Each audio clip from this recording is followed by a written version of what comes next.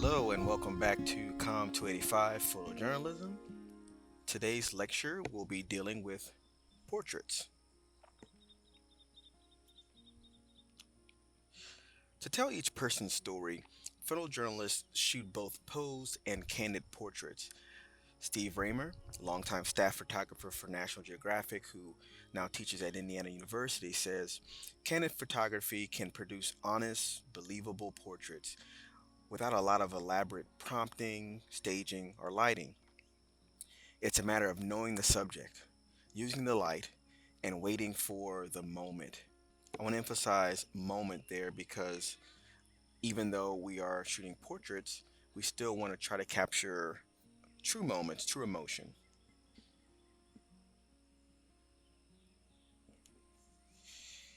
Even when they arrange elements for a portrait, photojournalists looked for honest, candid moments. Nicole Bengivo, who shoots for the New York Times, expresses the sentiment of many of her colleagues. Quote, "My favorite pictures are real moments when the subjects have forgotten you're there. Indeed, shooting pose portraits is not a natural activity for many news photographers or photojournalists whose instinct are to observe, not to control.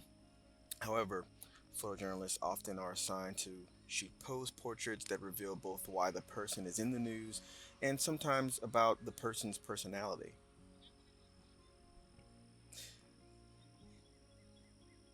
Let's look at a few types of portraits here. When we speak of portrait photography in general terms, there's a tendency to overlook the subcategories, and there are many subcategories out there. Here are three of many common types of portrait photography that we will be discussing today: candid, posed, and environmental, which you should be familiar with. The very first assignment, or should I say exercise, of this class was to shoot environmental portraits, so we will be revisiting those.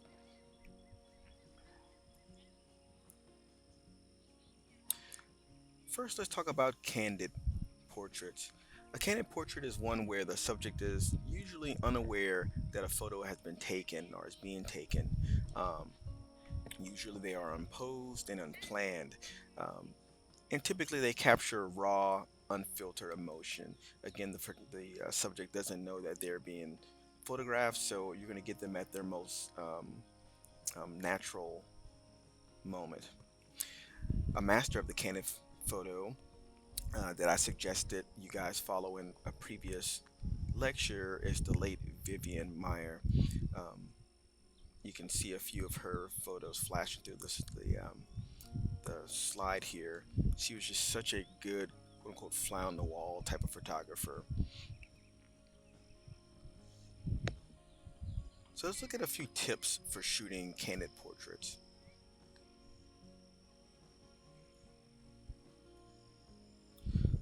For one, you always want to keep compositional rules in mind.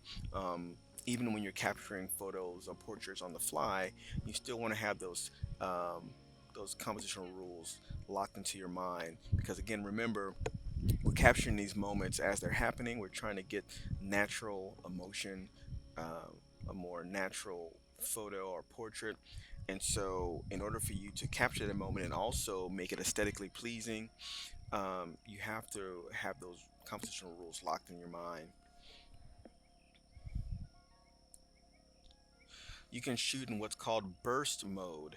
For those that are unfamiliar, burst mode is when you're shooting multiple exposures within a certain time frame, or capturing multiple exposures quickly, should I say. And so you'll be able to capture those in between moments if you're shooting in bursts. When you're shooting that fast, again, you still have to keep compositional rules in mind, setting up your camera to let's say the rule of thirds, so the subject is over one of those intersecting lines. Um, Maybe you want to use a leading line compositional rule to help emphasize the subject within the frame. Whichever way you go, you still have to make sure that you have a compositional rule locked in mind too while you're shooting in burst mode.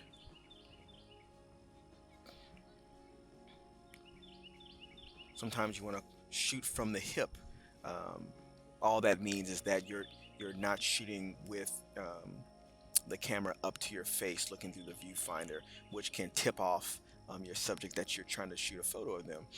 You don't want to, in a lot of cases, tip off the subject because they won't be at their most natural at that moment. So you can shoot from the hip.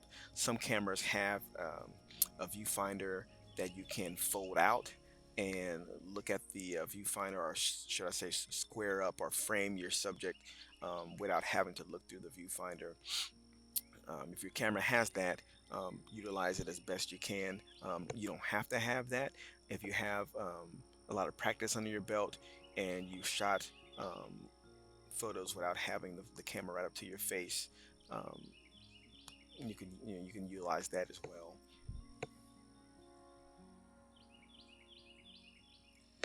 Move around your subjects. Don't shoot them square up, meaning don't shoot them face to face. Again, when you do that, your subject may be tipped off to what you're doing, and they won't be at their most natural. Um, when we have a camera pointed at us, typically we either get nervous and tense up, or we go into pose mode where we might smile or do some kind of pose, and we don't want that in candid photography. You want it again to be natural. And so move around your subject, um, get into to a position where again they won't be tipped off of what you're trying to do. Predict your subject's movements. Be two steps ahead of your subject so that you know where to place yourself to capture that candid moment. That might be, someone is leaving a building at a certain time, and so you place yourself in an area or a place where um, you can get their natural reaction when they're coming out of the building, um, so on and so forth. And so you always want to be a few steps ahead of your subject so that you can again get that most candid moment.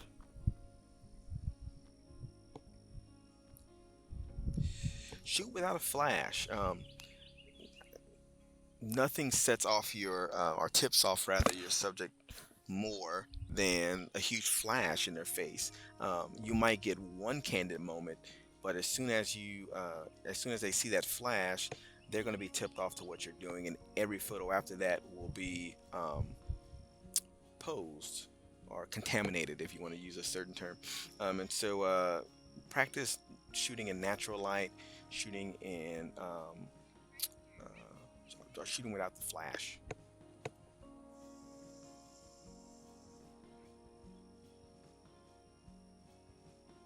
You can distract your subjects through a conversation or an interview, um, or during an interview. Um, just because your subject knows that they're being photographed doesn't mean that you can't get a natural, candid moment. There are times where you might shoot someone during an interview where you have a reporter or interviewer interviewing the subject, and it takes their mind away from the camera. You can be off to the side, or out of the view of the subject, and eventually they'll forget that they're being photographed, and that way you can get natural moments as well.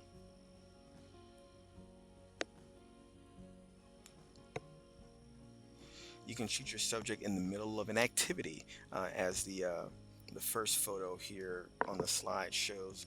There's a elderly man working on some kind of thing, whatever it is. Looks like some kind of machinery. When someone's mind is off of the camera, again, you're going to get usually candid, natural moments. Their mind isn't on being photographed; it's on the thing or the activity that they're doing. So that's another way to get candid, natural photos. And if possible, shoot with a excuse me, shoot your subject with a telephoto lens or a long lens, one where you can be off to the side, out of view, um, and not tip off your subject to the fact that they're being photographed. Now, I'm aware that many of you don't have telephoto lenses, or maybe your camera doesn't have the capability to zoom from afar. That's perfectly fine. You can still use the techniques that we talked about above this one, but of course it does help if you have a telephoto lens.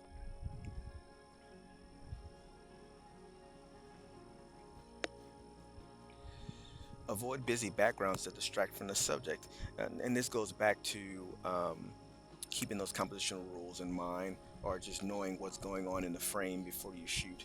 Um, it's not a tip on how to get that natural moment per se, but remember it's a combination of things whenever you're talking about shooting candid um, portraits. You not only want to get that natural moment, but you also want to frame them in a proper way and make sure that everything in the frame is usable.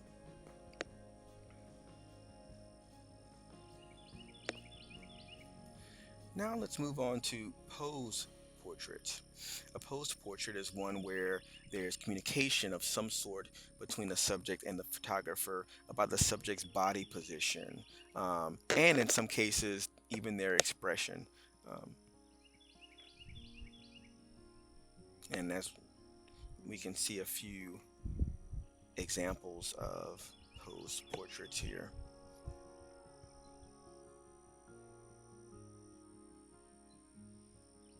Again, the subject has some notion that they're being photographed, and so they're going to be in pose mode. And again, you, as the photographer or the photojournalist, is somewhat of a director of this movement or your subject's movement.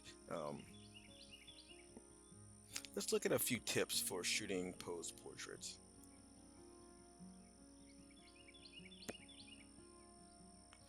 So once again, you want to keep the compositional rules in mind. And I always have that at the top because I think that is the fundamental um,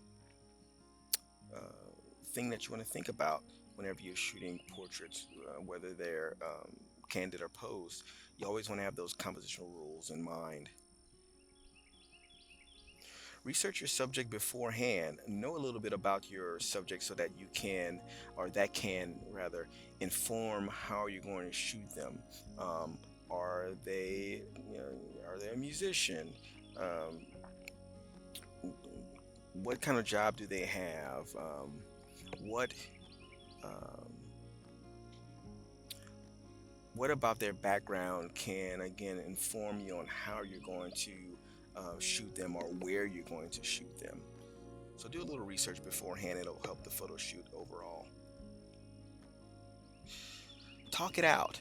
Um, More specific, whenever you have your subject in the studio or you're shooting them wherever you're going to shoot them, there's going to be 9 times out of 10 somewhat of an awkward moment where they don't know what to do in front of the camera. They're looking for direction. They're looking for you to pose them in a certain way or put them in a certain light.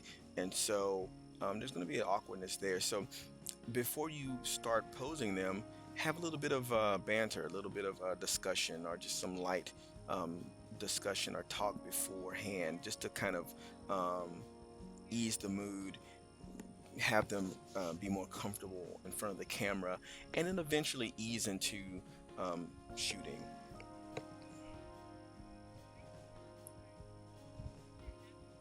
Let people be themselves. There's a certain amount of direction that you have to give your subject, but also um, sometimes it's best to just let the subject do what they do.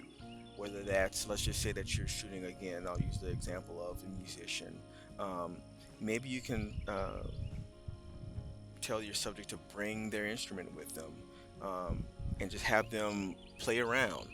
Have them play a song. Have them, if it's a guitar, have them pluck a few chords or whatever it is. I'm probably using the wrong terminology there, but have them be who they are, and then observe. Sit back and observe what they do, and then use that as direction for yourself in terms of how you're going to shoot them, which direction you're going to give in terms of where they should face the light, so on and so forth.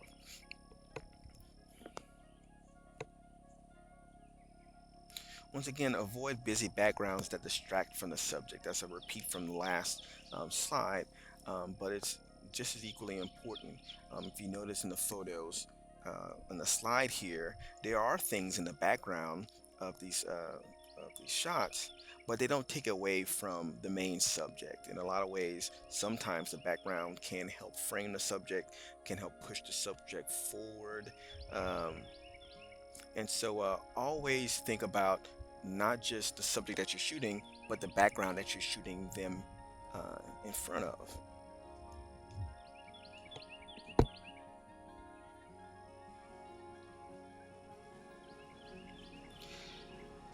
Now let's move on to environmental portraits. And again, these we've touched based on because the first exercise dealt with shooting an environmental portrait when we were just kind of practicing and using our cameras.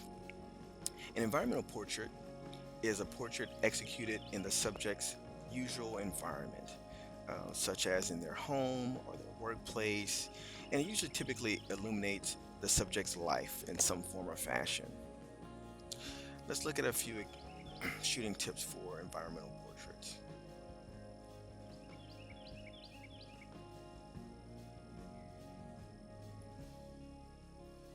Once again, you want to keep compositional rules in mind.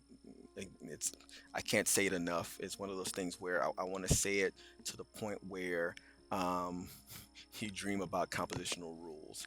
Um, this is again the foundational level of any type of photography, knowing how are you going to shoot in terms of framing the subject. You'll see in a lot of cases with environmental portraits that the rule of thirds is heavily used. Not to say that that is a solid rule, uh, and that you have to use it every time you shoot an environmental portrait, but I do see it a lot.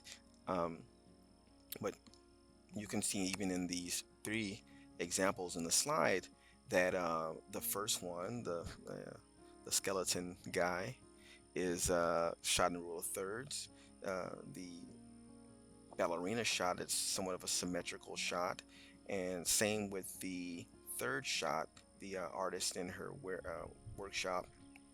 This one is somewhat symmetrical too, so it's not always the case that you'll see environmental shots or portraits shot in the rule of thirds.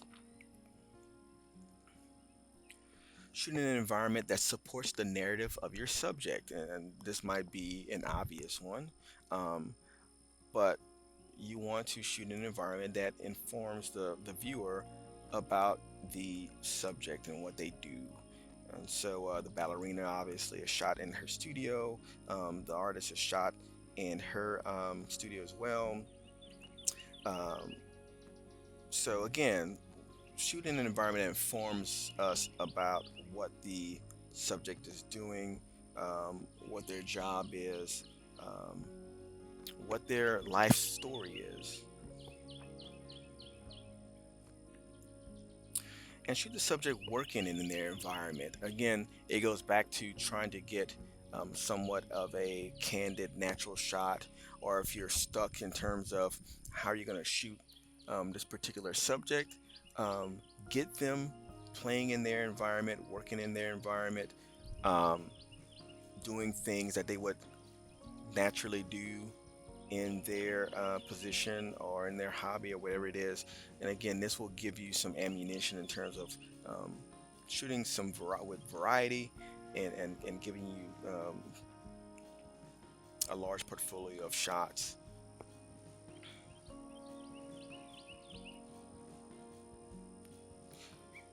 Okay, so let's talk about lighting. We've talked about lighting before, but I think that we need to review some things and maybe even go in more in depth.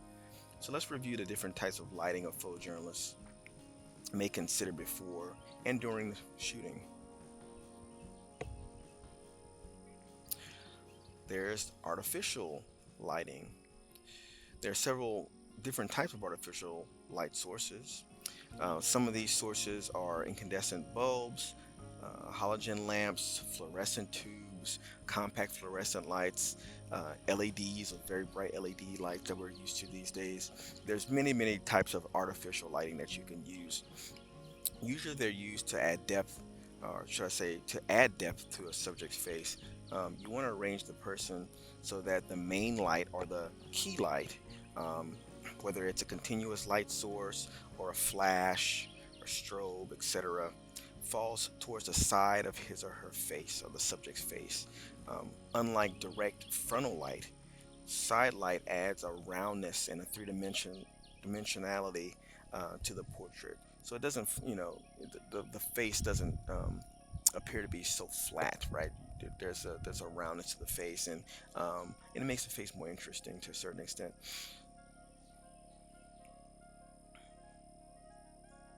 Side light also emphasizes the textural details of the face, a technique especially suited for bringing out the character lines in a person's features.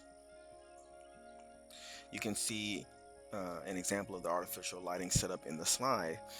I will link a chart of multiple artificial setups or light setups that you can use as a resource.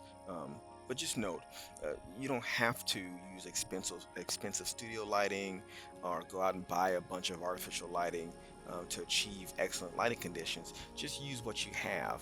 That might be, you might have one of those shop lighting kits, or even a lamp. Everyone has a lamp around. Sometimes you can achieve decent lighting, artificial lighting with a flashlight. Um, Experiment, use what you have available. If you want to invest in artificial lighting, you can, but you don't have to. You can use what's available. Um, there was a quote that I wanted to bring to mind, to your mind. Uh, this particular photojournalist named Jeffrey Salter says, everyone should saw the hot shoe off of your camera. If you don't know what a hot shoe is, a hot shoe is basically the area where you can connect a flash to your camera. And what happens with flash, with an on-camera flash, is that again, if you shoot your subject directly with the flash, it's going to flatten your subject, meaning that it's going to flatten the light, meaning that you won't have that dimensionality to your shot. You won't have that area of or gradient of light to dark, which can again add shape and depth to your subject's face. So basically, what he means by that is portraits are almost always more interesting when the light comes from an angle rather than head on.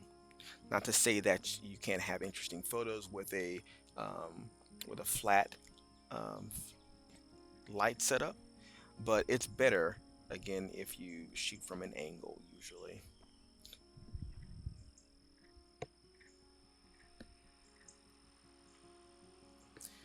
There's also natural lighting, which is one of my favorites actually.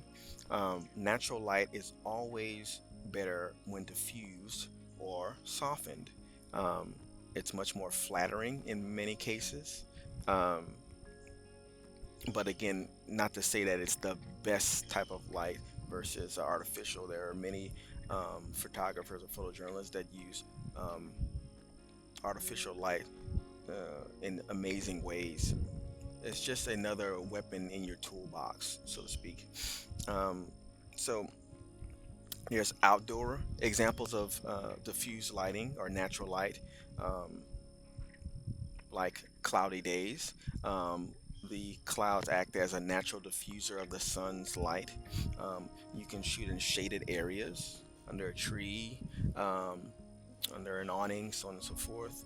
Um, you can wait for what's called the golden hour, which is that time span early in the morning or somewhat late in the afternoon where the sun is just coming up over the horizon, and you get these nice hues of yellow and red and orange. And again, it's not a hard harsh light. Usually it's somewhat softened and very colorful. You also have indoor examples of this. One of my favorite go-tos is taking my subject and placing them in front of a window, which can again soften the light, especially if the light source, this in this case the sun, isn't shining directly through the window. If it's just pouring through and kind of creeping into the room, you get this nice soft diffuse light.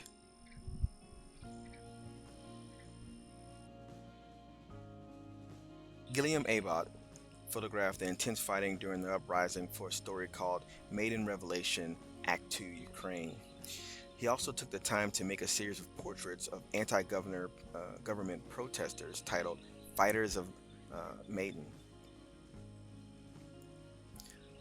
Waibout's heart-stopping action images capture the violence of the conflict.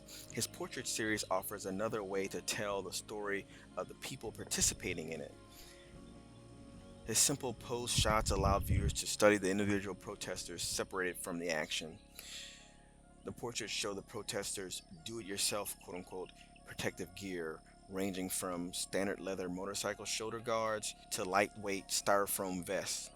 Each portrait shows viewers that these young men were not highly trained army soldiers or police, but rather ordinary citizens such as construction workers, auto mechanics, and even mountain tour guides.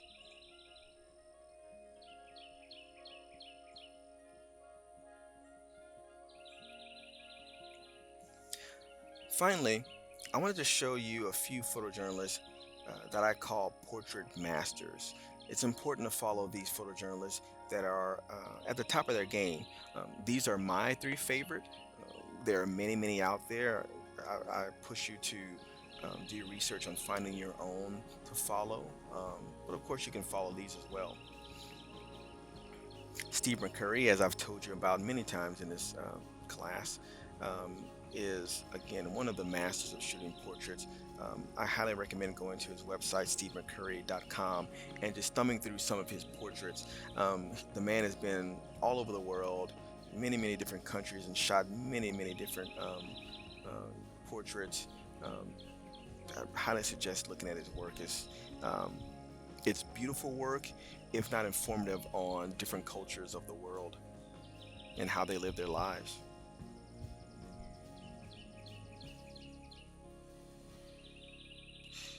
There's also Mihaela Norak. Her body of work is called The Atlas of Beauty. And just like Steve McCurry, she has been all around the world shooting different portraits. Her subjects are mainly women and from different walks of life, from service industries to the uber wealthy to those that are not um, uh, so fortunate. But the one tying bind throughout all of her series is that all of these portraits are of very stunning individuals, not just for their outward beauty, but um, for the stories that their portraits tell.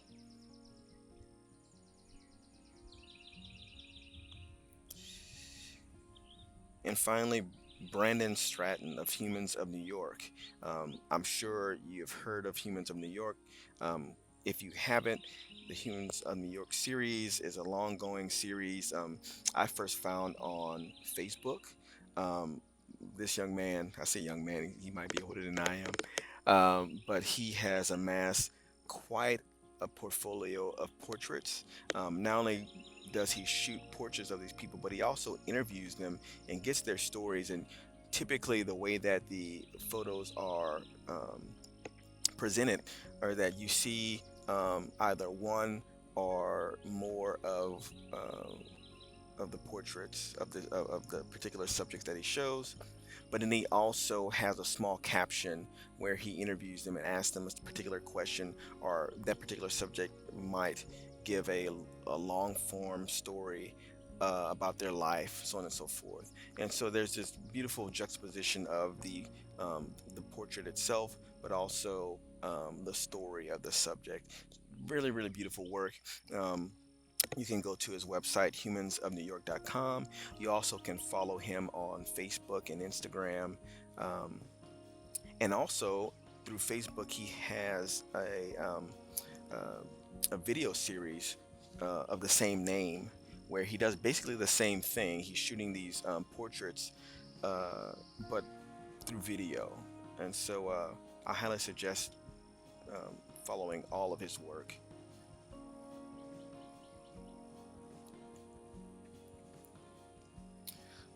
Okay, let's talk about your next assignment, which will be somewhat familiar to you. We're going to be shooting environmental portraits once again. Um, The goal for this assignment is to create a portrait that communicates something about the personality of the person in the picture. We want to go beyond simply capturing a likeness of the subject, right? There should be information included in the image that tells the viewer something about the person's character or their interests or their job, etc., etc.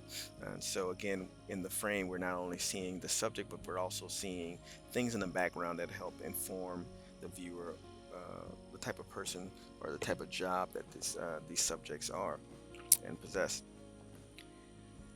This can be accomplished by clues from the environment in which the person is seen, or perhaps through gesture or interaction with the camera, so on and so forth. So we do not want to just simply make a snapshot of this person that might be a pleasing uh, photo aesthetically. We want it to be that as well, but see, we also want the photo to again inform us of the subject. Some details on this assignment, or more details. This assignment requires two different types of portraits of your subject. So, a candid or observed portrait, where that is 100% candid, where again, as we discussed in the lecture, the subject doesn't know that they're being shot, and a stage slash posed portrait.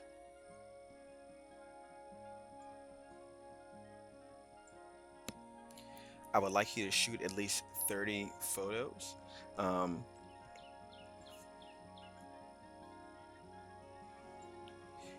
and I want you to submit all of your photos, but choose five, three pose, and two candids as your strongest, and file them in your Drive folder according to the assignment instructions. Also, as always, keep in mind lighting conditions, composition, and overall aesthetic.